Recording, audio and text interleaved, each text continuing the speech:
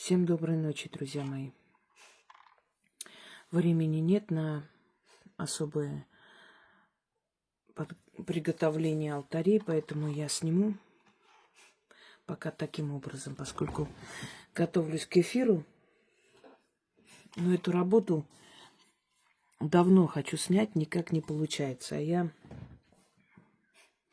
я знаю, что если снять какую-либо работу долго не получается, это значит, это будет очень сильная работа и одна из любимых работ моих зрителей.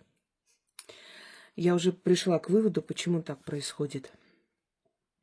Почему ведьм преследуют, настоящих ведьм, имею в виду. Почему пытаются их уничтожить веками. Почему другие силы запрещают магию всеми проклятиями, запретами, и страхами, и устрашениями. Потому что ведьмы, они учат людей помогать себе. Ведьмы учат брать на себя ответственность за свою судьбу. Ведьма учит человека привлечь удачу, менять свою жизнь. Быть мудрее, жить более рационально. А другие силы, которые противопоставляют себя магии, другим силам выгодны люди, у которых уныние, подавленность, страх. Так легче ими руководить и забирать их энергию. И поэтому, естественно, они всеми силами будут мешать ведьмам, настоящим ведьмам, существовать, быть. Они будут окружать их всякими шарлатанами, непонятными существами для того, чтобы люди разуверились в магии, для того, чтобы люди считали, что все одинаковы, все вы одним миром мазанные, все вы такие, сякие и так далее. Это все создается и делается для того, чтобы в человечестве как можно, среди человечества, да, как можно меньше было сильных личностей и как можно больше людей безвольных. Любой строй на это рассчитан, в том числе. Помните, когда в 2020 году это безумие началось, люди, которые не хотели этот намордник натягивать и говорили, что я этого не буду делать, имею полное право, от них отмахивались. Все, проходите, идите. Они неинтересны, с ними спорить неинтересно. Потому что есть огромная толпа, которая слушает, боится и подчиняется. Это всегда было так и будет. Касаемо всего. Когда, например, там продажи билетов, предположим, да, дают страхование, там добавляют и так далее. И когда ты говоришь, ну, предположим, мне не нужно, мне без страховки, тебе громко не озвучивают цену. Она пробивает, то есть на калькуляторе и поворачивает и показывает тебе сколько. Почему? Чтобы другие не слышали и точно так же не воспользовались этим. Потому что есть огромное количество, огромный ресурс людей, которые сделают как надо. И малое количество тех, кто не сделает, как хотят все вокруг. И с этим малым количеством стараются не связываться. Потому что, ну, все равно, понимаете, свой ресурс, он есть. Пускай эти соглашаются, то есть огромная, да, толпа, а там 2-3 человека решили, нет, я так не хочу, ну и хрен с вами. Невелика потеря, у нас все равно есть своя клиентура. То же самое происходит во всех областях, это очень старый ключ. Именно поэтому любая доктрина, любое направление, любая философия, запрещающая магию, запрещает соприкасаться с этой силой только по одной причине. Человек становится свободным внутренне. Нет, он законопослушный гражданин, он платит налоги, он не нарушает законы. Ему это и не интересно, он и не хочет здесь что-то такое нехорошее делать. Наоборот, Он все делает, как там кесарево кесарю. Все делает, как положено, потому что у него есть свой мир внутренний. Он получил власть призвать удачу, руководить чувствами людей, навязать им свою волю, когда надо, обезопасить, защитить себя, понимаете? Этот человек уже неуязвимый, у него есть тайные знания, которые ему дают свободу, в отличие от других. Именно поэтому, когда я долго не добираюсь до определенной работы, я понимаю, почему. Эта работа, значит, очень сильна и очень сильно получится у людей, поэтому и не дают никак добраться до этой работы. Но сейчас я это сниму. Хотя у меня немного времени, но я надеюсь, успею. Итак,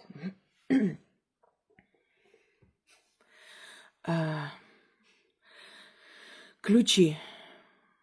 Ключи в магии. Об этом много было сказано, и у меня достаточно ритуалов на эту тему. Ключами можно открыть судьбу, можно закрыть врагов, можно закрыть недругов. Ключами можно отворить невидимые двери, невидимые запреты, открыть свою судьбу, закрыть бедствие. Смотря какое ты даешь задание этому ключу. У меня есть отливки на ключ. Они получаются сильнее. Конечно, у меня есть и кованые ключи, они очень удобные, их там кладешь, и как бы они держатся, и отливать легче намного. Но если отливку, например, провести с настоящим ключом, старым, вот таким большим амбарным ключом, получится намного сильнее. Ключ, который вы используете для отливки, в таком ритуале использовать нельзя. Свой старый ключ, на который я проводила, это моя личная работа, то есть моя личная, которая для себя была создана когда-то, я этим пользовалась не раз, я вам дарю. Я вам хочу сказать, что все, что я создала, все, что мне пришло в этой жизни, это все для меня в какие-то безысходные моменты своей жизни. А потом я поняла, как для других, как другим это дарить, и на какую тематику и прочее. Эта работа не раз помогала мне выйти из очень-очень трудных ситуаций жизненных. Мой старинный ключ я вам показать не могу. Но на это проведу и покажу вам. Вам нужно найти старый ключ. Можете амбарный, можете, какой угодно. Но старый ключ. Сейчас можно это найти на всех этих, не сделанный под старину, а именно старый ключ. Вот видите, амбарный ключ старый. Настоящий ключ, который хранит энергию замков, которые я открывал за свое время. Потом прикасались руки людей. Энергия людей хранит этот ключ. И чем он старше, тем он сильнее и лучше будет работать у вас. Этот ключ должен быть только ваш, никто не должен касаться. Если кто-то коснулся, значит, смойте это под проточной водой, больше никогда не давать, иначе это будет, как вам сказать, уменьшать и уменьшать силу этого ключа. Значит, ключ. Начитывайте, держа в руках, вот таким образом просто держите, как родного. Зажигайте свечу, чтобы огонь свечи усиливал ключ. Проводите в темное время суток, когда в жизни, ничего не открывается. Или открывалось, все было хорошо, потом в какой-то момент тормознулось. Торговля, еще что-нибудь. Перед тем, как начать читать, говорите, например, этим ключом я открываю свою торговлю. Этим ключом я открываю свою дорогу к новой работе, например, работу хотите. Этим ключом я открываю свою дорогу к замужеству или к знакомству с человеком и так далее. Не перебарщивайте. На разные случаи можно читать этот заговор, и ключ будет вам помогать. Но вот когда уже испробовали разные работы, и в конце вот итог, этот ключ, поставить точку. Не бежите сейчас, это не панацея от всех бед. И мы в этой жизни притягиваем настолько, насколько мы достойны. Если человек сидит все время на стульчике и как бы очень хочет стать миллионером и министром и еще кем-нибудь, он может забыть об этом. Судьба даст столько, насколько ты заслуживаешь и насколько ты стараешься. Но если человек старается, у него нету благословения, его старания ничего не принесут. А в этом случае старание плюс магия, плюс сила, плюс помощь сил и результат налицо. Начитывайте 4 раза, как все 4 стороны света, и прячьте этот ключ. Можете в каком-нибудь мешочке спрятать. Все. Когда все получится, замечательно, можете откупиться, как считаете нужным. Когда все получится, ключ откроет эти закрытые невидимые двери, уже можно обратиться за другой просьбой. Все вместе не заваливайте на этот ключ. Пока одна просьба не получилась, другие не озвучивайте. Ключ в магии имеет символическое значение. И он открывает не только настоящие замки, а еще и закрытые порталы. Понимаете? Поэтому в заговоре не просто так произносится ключ, замок, язык.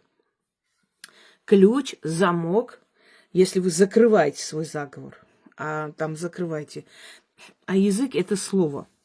Ключ, замок и сверху печать слова. Вот отсюда это название. Итак, 4 раза читаем на старинный ключ. Только вы можете за себя делать, за других не имеете права. Ни за семью, ни за дочь, ни за сына, ни за мужа. То, что можно для них делать и ради них провести, я уже говорила, и поэтому давайте не будем повторяться.